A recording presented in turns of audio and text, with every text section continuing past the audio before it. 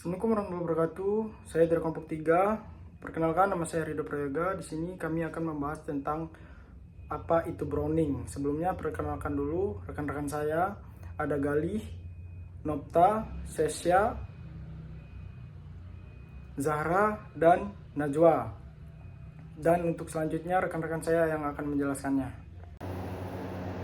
Browning adalah perubahan warna pada bahan pangan menjadi coklat karena adanya aktivitas enzim atau reaksi kimia. Proses ini dapat mempengaruhi mutu, nilai gizi, aroma, dan nilai jual dari bahan pangan.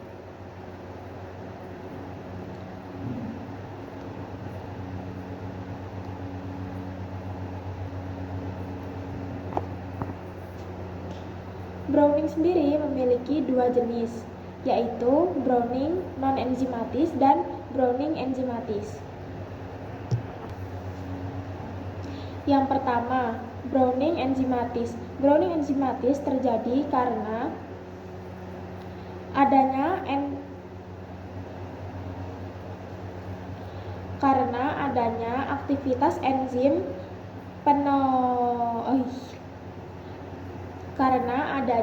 aktivitas enzim polifenol oksidase atau PPO yang mengoksidasi senyawa fenolik menjadi kuinon. Lalu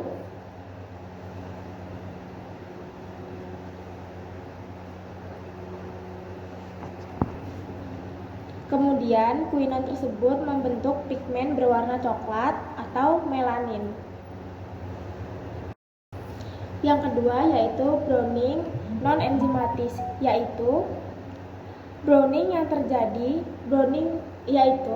atau pencoklatan yang terjadi karena adanya reaksi kimia saat pengolahan ataupun penyimpanan.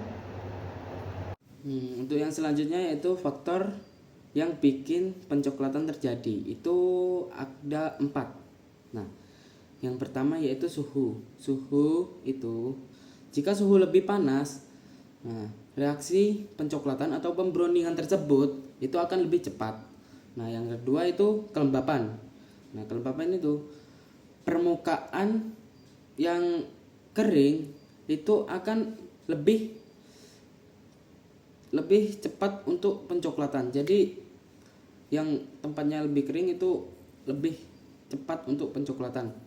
Yang ketiga yaitu komposisi makanan.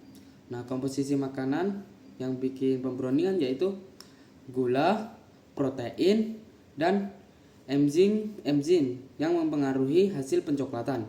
Nah, yang keempat yaitu pH. Jika pH-nya basah itu mempercepat pembrowningan atau pencoklatan. Kalau sebaliknya, asam itu sebaliknya, dia akan memperlambat pencoklatan. Untuk yang selanjutnya yaitu penerapan pencoklatan dalam masakan sehari-hari. Yang pertama yaitu bumbu dasar kan. Bumbu dasar yang bikin pencoklatan yaitu ada bawang bombay, karamel untuk sup, dan saus dan topping tapioka.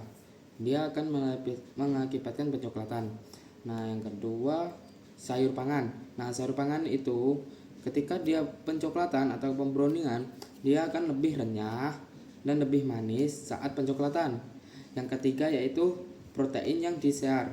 Protein yang di-share memberikan rasa yang lebih kuat dan sedap. Baik, di sini saya akan menjelaskan inovasi dan masa depan pencoklatan di industri pangan. Yang pertama itu ada teknologi dan kontrol. Jadi kontrol suhu lebih pintar, kemudian microwave, dan dapat membantu menghasilkan pencoklatan yang tepat tanpa hilang nutrisi. Kemudian yang kedua itu ada keamanan dan regulasi.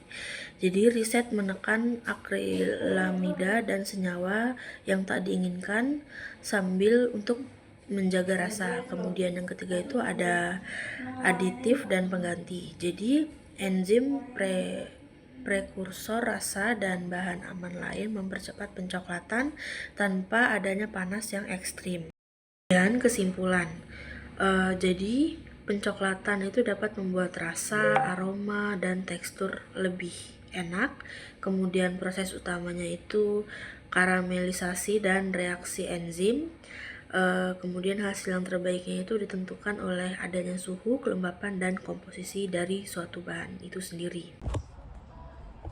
Pada slide ini menjelaskan bahwa proses pencoklatan atau browning tidak selalu berdampak buruk. Dalam banyak produk pangan, pencoklatan justru diinginkan karena dapat meningkatkan cita rasa, aroma, dan warna makanan. Yang pertama pada bumbu dasar.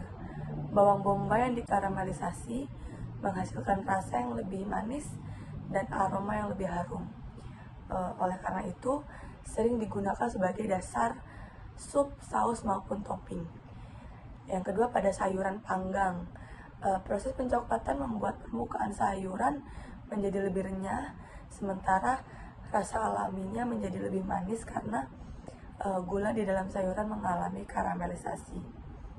Yang ketiga pada protein yang dihisir seperti daging, ayam atau ikan, reaksi Maillard menghasilkan warna kecoklatan serta memberikan aroma dan rasa gurih yang lebih kuat dan membuat menjadi lebih lezat dan menarik.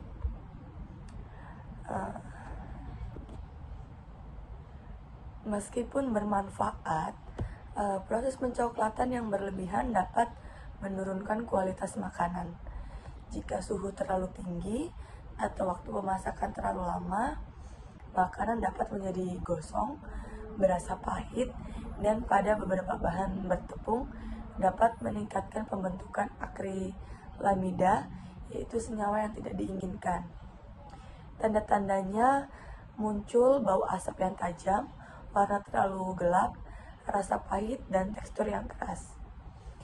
Untuk mencegahnya dapat dilakukan secara mengatur suhu dan waktu memasak sesuai kebutuhan, mengeringkan permukaan bahan sebelum dipanggang atau disiram agar pencoklatan terjadi secara merata, memasak secara bertahap dengan api yang sedang, kemudian meningkatkan suhu jika diperlukan. Pada pencoklatan enzimatik pada buah, proses dapat dicegah dengan segera mendinginkan atau menyimpan bahan dengan benar. Proses dari karamelisasi adalah gula dipanaskan hingga meleleh sampai berubah warna, biasanya menggunakan suhu di atas 160 derajat Celcius. Aromanya yaitu manis, tover, dan sedikit pahit. Tips untuk memasaknya itu adalah pakai api sedang tinggi, aduk secukupnya, dan hindari air berlebihan. Kenapa buah dan sayur lebih cepat menghitam? Terjadinya saat enzim PPO bereaksi dengan oksigen. Contohnya apel, pisang, dan juga kentang. Untuk cara pencegahannya yaitu dengan menggunakan asam, air dingin, minum udara, atau pemanasan cepat. Baiklah, sekian penjelasan dari kelompok kami. Saya akhiri. Wassalamualaikum warahmatullahi wabarakatuh.